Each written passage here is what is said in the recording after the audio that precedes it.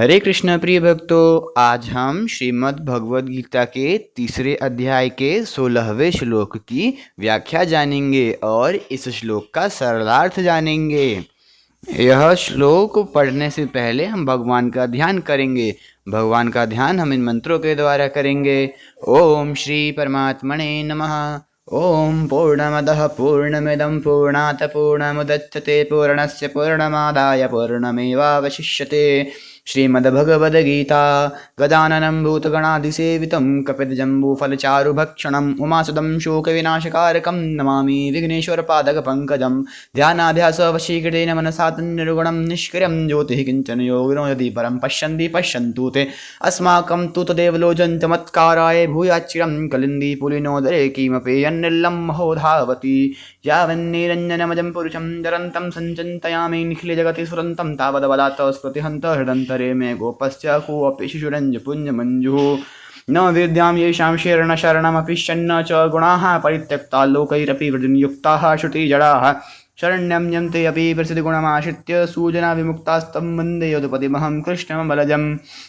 यस्य श्रीकरुणानवस्य करुणालिशेन बालो ध्रुवः स्विष्टं प्राप्य समारधाम समगादृङ्गो अप्यविन्दच्छ्रियं जाता मुक्तिमजामिलाधिपतिताः शैलौ अपि पूज्यो भवत्तं श्रीमाधवमाश्रित्यष्टदमहं नित्यं शरण्यं भजे। वसुदेवसुतं देवं कंसचारुणमर्दनं देवकी परमानन्दं कृष्णं वन्दे जगद्गुरुं नारायणं नमस्कृत्य नरं चैव नरोत्तमं देवीं सरस्वतीं व्यासं ततो जयमुदीरयेत्। हरे कृष्ण। सृष्टि चक्र के अनुसार चलने अर्थात अपने कर्तव्य का पालन करने की जिम्मेवारी मनुष्य पर ही है। अतः जो मनुष्य अपने कर्तव्य का पालन नहीं करता उसकी ताड़ना भगवान आगे के श्लोक में करते हैं।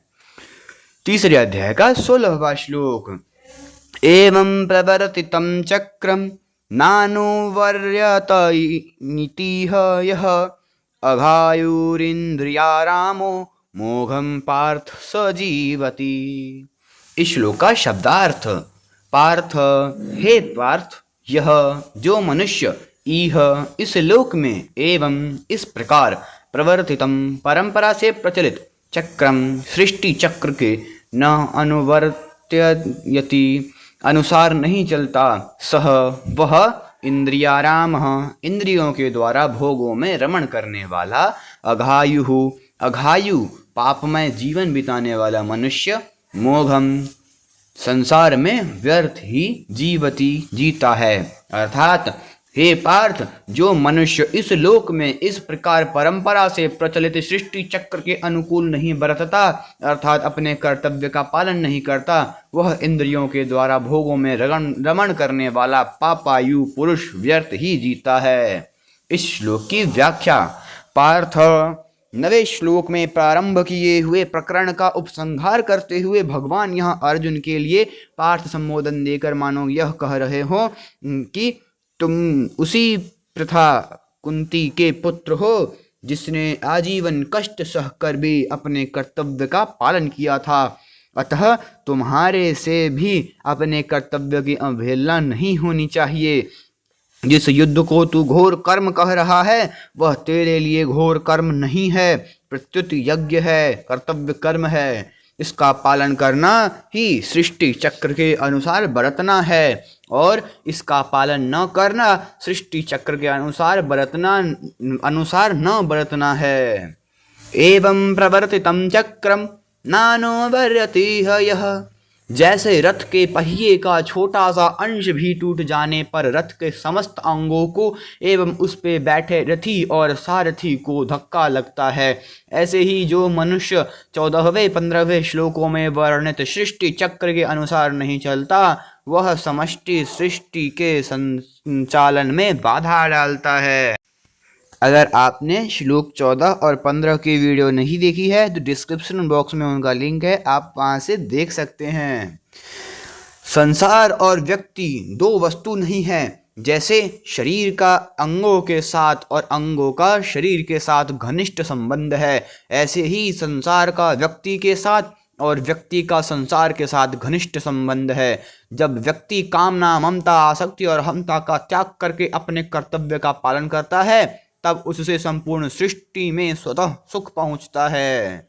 इंद्रियारामः जो मनुष्य कामना, ममता, आसक्ति आदि से युक्त होकर इंद्रियों के द्वारा भोग भोगता है, उसे यहाँ भोगों में रमण करने वाला कहा गया है। ऐसा मनुष्य पशु से भी नीचा है, क्योंकि पशु नए पाप नहीं करता, प्रत्युत पहले किए गए पापों का ही फल भोगकर निर्मलता की ओर जाता है। परंतु इंद्रियाराम मनुष्य नए नए पाप करके पतन की ओर जाता है और साथ ही सृष्टि चक्र में बाधा उत्पन्न करके संपूर्ण सृष्टि को दुख पहुंचाता है। अघायुः, सृष्टि चक्र के अनुसार न चलने वाले मनुष्य की आयु, उसका जीवन केवल पापमय है। कारण कि इंद्रियों के द्वारा भोग बुद्धि से भोग भोगने वाला मनुष्य हिंसा रूप पाप से बच ही नहीं सकता। स्वार्थी, अभिमानी और भोग तथा संग्रह को चाहने वाले मनुष्य के द्वारा दूसरों का अहित होता है, अतः ऐसे मनुष्य का जीवन पापमय होता है। गोस्वामी तुलसीदास जी कहते हैं, परद्रोही परदार रत, पर धन पर अपवाद, ते नर पावर पापमय, देह धरे मनुजाद। मोघम पार्थ स जीवति, अपने कर्तव्य का पालन न करने वाले मनुष्य की सभ्य भाषा में निंदा या ताड़ना करते हुए भगवान कहते हैं कि ऐसा मनुष्य संसार में व्यर्थ ही जीता है, अर्थात वह मर जाए तो अच्छा है। तात्पर्य यह है कि यदि वह अपने कर्तव्य का पालन करके सृष्टि को सुख नहीं पहुंचाता तो कम से कम दुख तो न पहुंचाए।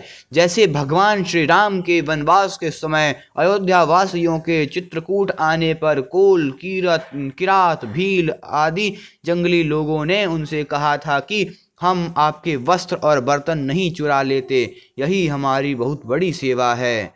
यह हमारी अति बड़ी सेवकाई, ले ही न बासन बसन चुराई। ऐसे ही अपने कर्तव्य का पालन न करने वाले मनुष्य कम से कम सृष्टि चक्र में बाधा न डाले तो यह उनकी सेवा ही है।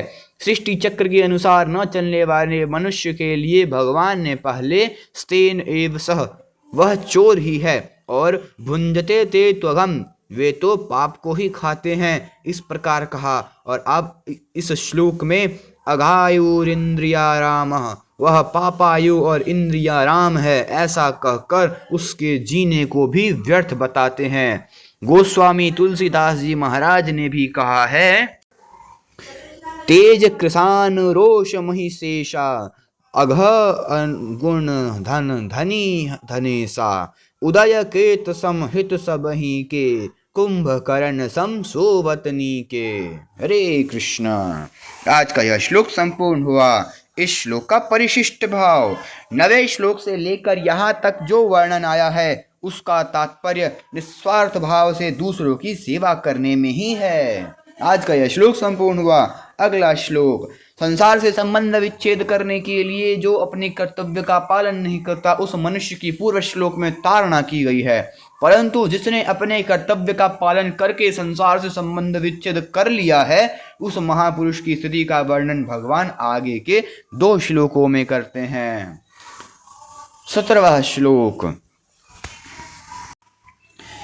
यस्त्वात्मरतिरेव स्यादात्मतृप्तश्च मानवः, आत्मन्येव च संतुष्टस्तस्य कार्यं न वेद्यते। हरे कृष्ण।